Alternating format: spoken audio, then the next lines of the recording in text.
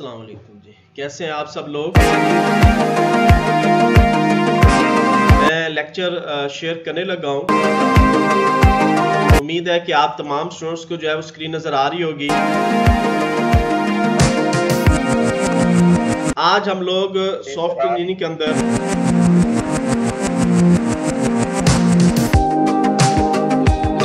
Software की evaluation इसके ऊपर डिस्कस करेंगे। यानी कि आप अपने जो भी सॉफ्टवेयर हम बनाते हैं उस सॉफ्टवेयर को किस तरह से एवेल्युएट किया जाता है, इस टॉपिक के ऊपर आज हम लोग डिस्कस कर रहे हैं। Software evaluation. Software evaluation is a team which refer to process of developing software initially, then timely update it for various reason। वो कहता है कि सॉफ्टवेयर एवेल्युएशन क्या है, ये एक ऐसी टर्म है जो कि आप इनिशियल लेवल पे जब सॉफ्टवेयर डेवलप करते हो और उसको टाइमली तौर पे जो है वो साथ के साथ अपडेट करते रहते हो, टू ऐड न्यू फीचर और to remove obsolete functionalities etc। आप कोई भी नया फीचर ऐड कर सकते हो, प्लस जो पुराने फीचर हो सकते हैं उनको सॉफ्टवेयर से रिमूव भी कर सकते हो।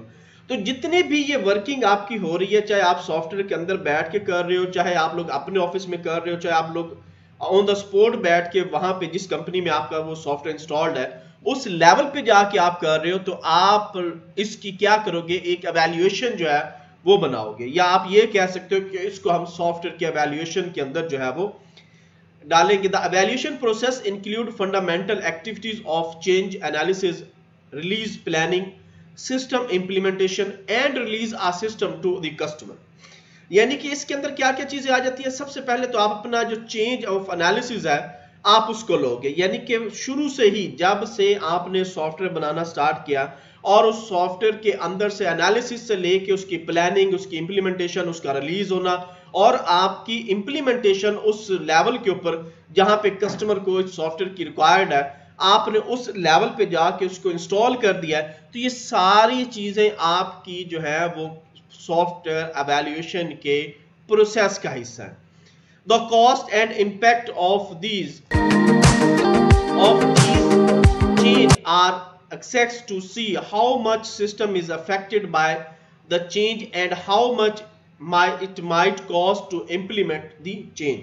वो कहता है कि इस दौरान आपको ये पता चलेगा कि आपने जो चेंजेस की हैं उसकी कितनी कॉस्ट है, या आप जो चेंज करना चाह रहे हो वो किस लेवल पे करना चाह रहे हो और उसकी कॉस्ट उसी लेवल पे आप उसको बताओगे। आपकी मर्जी आप उसको फेज बाय फेज कर लो, आपकी मर्जी आप इसको जो है वो पूरे होल बाय मॉड्यूल कर लो।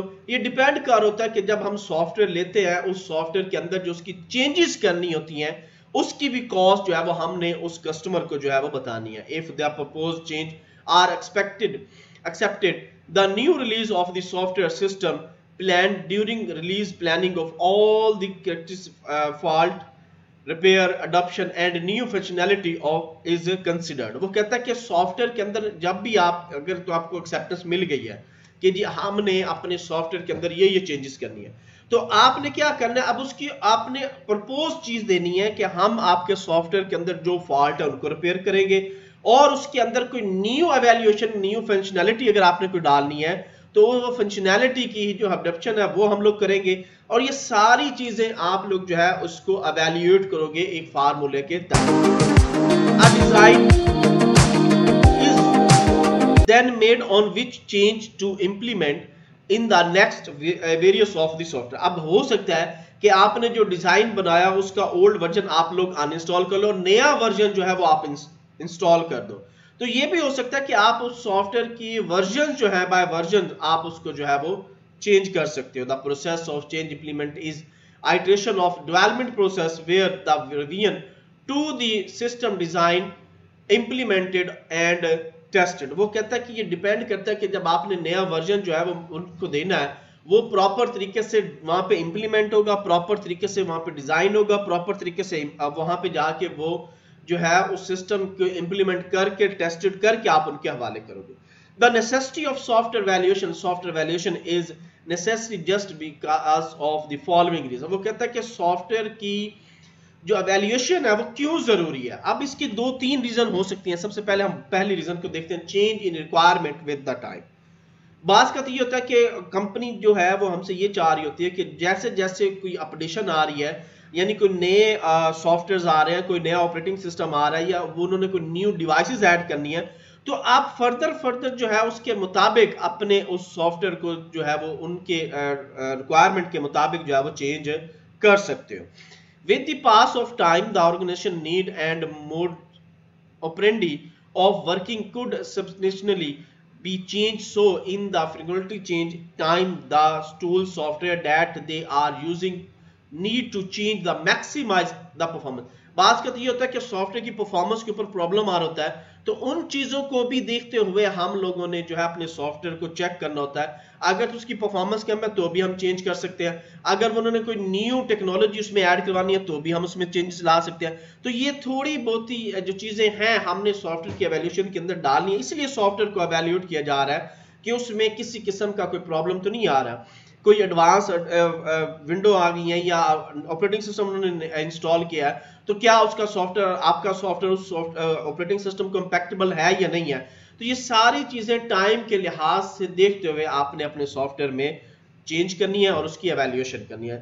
Environment change, as the working environment change, the think tools that enable us to environmental change proportionally same happen in the software. Would a working environment change, then the organization is decision of the old software with the update feature and functionality to update a new environment. वो कहता है कि company क्या करती है कि नए environment के मुताबिक उस सॉफ्टवेयर को चेंज करवाने की कोशिश करती है. ये भी होता है कि बाज का तो ऑफिस चेंज हो गया, अब वो नए ऑफिस के अंदर नए सिस्टम्स के ऊपर री इंस्टॉल जो है वो सॉफ्टवेयर करना चाह रहे हैं, प्लस उसमें कुछ बायोमेट्रिक्स या और भी न्यू डिवाइसेस जो है, बारकोड स्कैनर्स आ गए हैं, या आपके जो है बायोमेट्रिक डिवाइसेस आ गए, उनको उन्होंने ऐड कर लिया और उनके मुताबिक वो आप सॉफ्टवेयर को नई जगह पे नए ऑफिस में जो है वो करवाना चाह रहे हैं, तो उसको भी उस लिहाज से भी आप सॉफ्टवेयर को एवेल्यूएट करोगे. एरर एंड बग्स के लिहाज से evaluation, as the age of the developed software within an organization increase their preciousness or impeccable decrease and the efficiency to bear the increasing complexity workload also continually regard. वो कहता है कि ये भी हो सकता है कि आप जैसे जैसे यानी सॉफ्टवेयर के ऊपर काम कर रहे हैं वैसे ही वैसे उसका जो या कंपनी का जो हुज्जम है वो इंक्रीज हो रहा है या डिक्रीज हो रहा है, या वहां पे कोई ऐसी कॉम्प्लेक्सिटी वर्कलोड आ रहा है जिससे एरर और बग आना शुरू हो गए, तो इस लिहाज से भी आपने अपने सॉफ्टवेयर को एवेल्यूएट जो है वो करना है. So in this case it become necessary to avoid use of absolute and age of the software. क्या होगा कि आप उसमें ये चेक करोगे कि अब जो आपके सॉफ्टवेयर की एज है वो कहीं एब्सोल्यूट तो नहीं हो रही. All such absolute software need to be undergo the evaluation process in order to become robots as per the workload complexity of the current environment. यानी अब आपने क्या करना है, सॉफ्टवेयर को प्रॉपर तरीके से एवेल्यूएट करना है. एक तो वो एब्सोल्यूट ना हो, दूसरा अगर उसके ऊपर वर्कलोड और ज्यादा डाला जाए तो भी उस सॉफ्टवेयर को किसी किस्म का भी कोई प्रॉब्लम ना आए. तीसरा, इन्वायरमेंट को आपने देखना है कि अगर आपका इन्वायरमेंट कॉम्प्लेक्स हो गया, यानी कि जहां पे 50 यूजर काम कर रहे थे अब 100 या 150 यूजर काम कर रहे हैं सेम सॉफ्टवेयर के अंदर, तो क्या आपके सर्वर पे लोड तो नहीं पा रहा, सॉफ्टवेयर को इश्यू तो नहीं आ रहा. तो ये सारी चीजें आपने एवेल्यूएट करनी है. अगर तो कोई सर्वर पे प्रॉब्लम है या सर्वर ओवरलोड हो रहा है तो आप क्या करोगे, आप सर्वर को चेंज करोगे. अगर आपके सॉफ्टवेयर में कोई इश्यू आ रहा है तो आप सॉफ्टवेयर के अंदर से एरर और बग को निकालोगे और उनमें मजीद जो अगर कोड आप करना पड़ा है आप उसमें मजीद जो है उसकी एवेल्यूएशन के लिहाज से आप उसमें कोडिंग जो है वो रीजनरेट करोगे या उसको रिकम्पाइल करोगे. Security risk, using outdated software within an organization may lead you to at the verge of various software based cyber attack and could expose your confidential data illegally associated with the software that is in use. वो कहता है कि ये भी बहुत बड़ा issue है. मिसाल के तौर पे आपने जो सॉफ्टवेयर दिया अब वो सॉफ्टवेयर थोड़ा सा पुराना हो गया, क्या आपके सॉफ्टवेयर पुराने होने से उसकी सिक्योरिटी पे ऊपर कोई इशू हुआ, ये ना हो कि कोई उस कंपनी के अंदर उस सॉफ्टवेयर के ऊपर साइबर अटैक और उसका जो कॉन्फिडेंशियल डेटा है वो ले उड़े. तो ये चीज भी आपने जब भी सॉफ्टवेयर बनाना है इन चीजों को भी मद्देनजर रखना है कि उस सॉफ्टवेयर की जो एवेल्यूएशन है वो सिक्योरिटी के लिहाज से भी जो है वो फुल बटा फुल होनी चाहिए. So it become necessary to avoid such security branches through regular assessment of the security patch module and use within the software. वो कहता है बेशक आपका सॉफ्टवेयर थोड़ा सा ओल्ड हो जाए, लेकिन उसका इशू क्या है, आप कुछ इस तरह के पैच बनाना शुरू कर दें, ऐसे छोटे छोटे टीएसआर बनाना शुरू कर दें, मॉड्यूल्स बनाना शुरू कर दें, जो फक्तन फवक्तन आप अपने सॉफ्टवेयर के अंदर जो है वो साथ के साथ ही वो लगाते रहे, ताकि उनका सॉफ्टवेयर जो है वो हर तरह के साइबर अटैक से जो है वो सेफ रहे। If the software isn't robots enough to bear the current occurring cyber attack, so it must change and update। अगर तो किसी किस्म का उसमें साइबर अटैक हो जाता है तो आपने फौरन उससे पहले क्या करना है कि आप अपना सॉफ्टवेयर जो है वो चेंज करेंगे, या उसके अंदर चाहे मॉड्यूल लगाएं, चाहे कोई ऐसी एंटीवायरस या ऐसा कोई पैच लगाएं जिससे हैकर या क्रैकर जो है वो उस कंपनी के अंदर उनके साइबर अटैक जो है वो ना कर सके। नेक्स्ट है जी for having new functionality and feature. अगर तो आप सॉफ्टवेयर के अंदर कोई न्यू फंक्शनैलिटी करना चाह रहे हो, न्यू फीचर रखवाना चाह रहे हो, तो भी आप अपने सॉफ्टवेयर को चेंज उसकी एवैल्यूएशन कर सकते हो, उसकी जो है वो वर्किंग उसके ऊपर कर सकते हो, in order to increase the performance and fast data processing and other functionality. वो कहता है कि ये डिपेंड करता है कंपनी के ऊपर कि वो अपनी कंपनी के अंदर इस डेटे को इंक्रीज करवाना चाह रहे हैं, सॉफ्टवेयर के अंदर उसकी प्रोसेसिंग को चेंज करवाना चाह रहे हैं, उसकी फंक्शनैलिटी बढ़ाना चाह रहे हैं, तो भी आप सॉफ्टवेयर को एवेल्युएट करोगे। An organization need to continuously evaluate and software throughout its life cycle, so the stakeholder or client of the product could be efficient। वो कहता है कि ये डिपेंड कर होता है कि उसका जो लाइफ साइकिल है। लाइफ साइकिल क्या है कि जब से आपने सॉफ्टवेयर को बनाया, यानी उसके SDLC को अगर हम फॉलो करें या हम वाटरफॉल मॉडल को फॉलो, यानी कोई भी मॉडल जो आपने सॉफ्टवेयर को बनाने में इस्तेमाल किया है, आप उसकी पूरे लाइफ साइकिल के ऊपर जो है वो देखोगे और उस सॉफ्टवेयर को जो है वो प्रॉपर तरीके से एवेल्युएट करते हुए उसकी अपडेशन जो है वो करोगे। जैसे कि यहाँ पे एक छोटा सा लाइफ साइकिल है। सबसे पहले क्या है जी, चेंज आइडेंटिफिकेशन प्रोसेस। नंबर 2 पे अब वो जो चेंजेस करनी है आपने उसको आइडेंटिफाई कर लिया, अब उसका प्रपोजल जाएगा, वो प्रपोजल एक्सेप्ट होगा। जब एक्सेप्ट होगा तो अब आप सॉफ्टवेयर की एवेल्युएशन का जो प्रोसेस है वो स्टार्ट करोगे और एक नया सिस्टम जो है वो आप जनरेट करोगे। यहाँ तक जो क्वेश्चन है तो क्लियर है सबको? ओके जी, नेक्स्ट है हमारे पास number 1 law of continuous change. अगर तो आप कुछ लॉज हैं जिनके मुताबिक जो है आप अपने सॉफ्टवेयर की एवेल्यूएशन करते हो, इन्हीं लॉज, अब ये लॉ जो है ये बाय डिफॉल्ट जो है ISO या OSI वालों ने लिख दिए हैं और हमने उन्हीं को लेके चलना है। यानी कि जो बड़े IEEE है हमारा, इसी तरह से OSI है, ओपन स्टैंडर्ड आपका जो है ISO है, या IEEE है, यानी जो कंप्यूटर की फील्ड्स को प्रॉपर तरीके से जानते हैं और उन्होंने जो लॉज बना दिए, उन्हीं लॉज को इस्तेमाल करते हुए हम लोग जो है अपने सॉफ्टवेयर की एवेल्यूएशन जो है वो करते हैं। फॉर एग्जांपल नंबर 1 है जी law of continuing change। This law states that any software system that represents some real world reality undergoes continuous changes or become progressively less useful in the environment। यानी कि उस environment के अंदर कुछ software ऐसे भी होंगे जिसको मुसलसल जो है कंटिन्यूसली आपको उसमें तब्दीलियां जो है वो लानी है।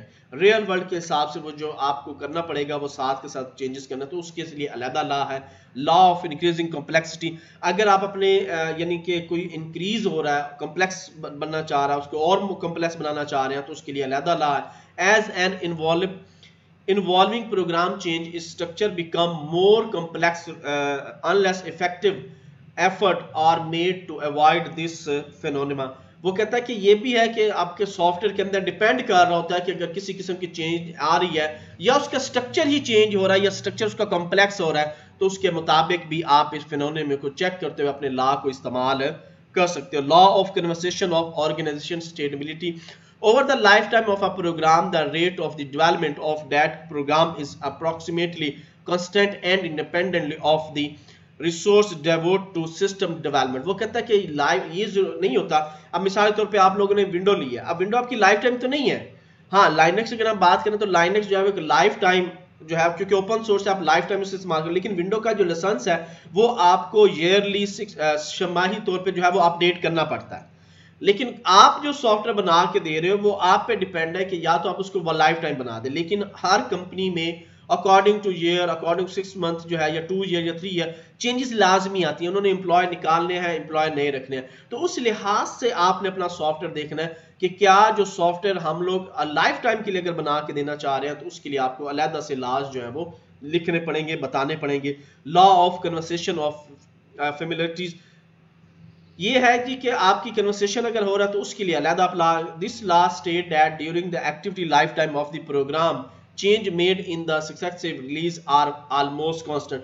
वो कहता है कि ये भी उसके लिए भी अलहदा ला है कि आप अपना उसके हिसाब से देखते हुए आपने जो है वो वर्किंग जो है वो करनी है और उन तमाम लॉज को जो देखना है। यानी कि सॉफ्टवेयर आपने बना के दे दिया, उस सॉफ्टवेयर को हर लिहाज से आपने उसकी जो कन्वर्सेशन है उसको चेक करना है, उसकी जो है अपडेशन को देखते रहना है, उसके पैच बनाने हैं, उसका सिक्योरिटी लेवल चेक करना है। हर लिहाज से आपका जो सॉफ्टवेयर है वो प्रॉपर तरीके से जो है वो एवेल्युएट होना जरूरी है। जी यहां तक किसी स्टूडेंट का कोई क्वेश्चन है?